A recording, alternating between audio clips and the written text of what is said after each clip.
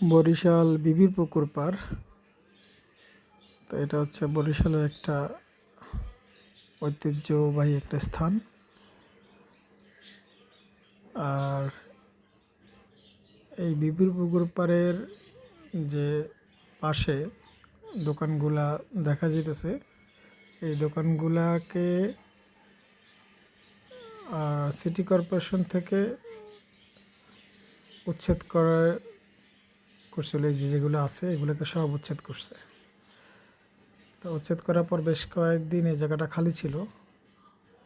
তো রিসেন্টলি আবার এই দোকানগুলোই আবার নতুনভাবে ওখানে বসতেছে। তো এই উচ্ছেদ অভিযান করার আসলে মানে আমার মাথায় ঢোকে না যে এই ফালতু কামে উচ্ছেদ অভিযানগুলো পরিচালনা করার মানে কি। আর এদেরও একটা কর্মসংস্থান ব্যবস্থা না করে এই 2 দিন পর পর উচ্ছেদ অভিযানে নাটক করার কোনো যুক্তি নেই।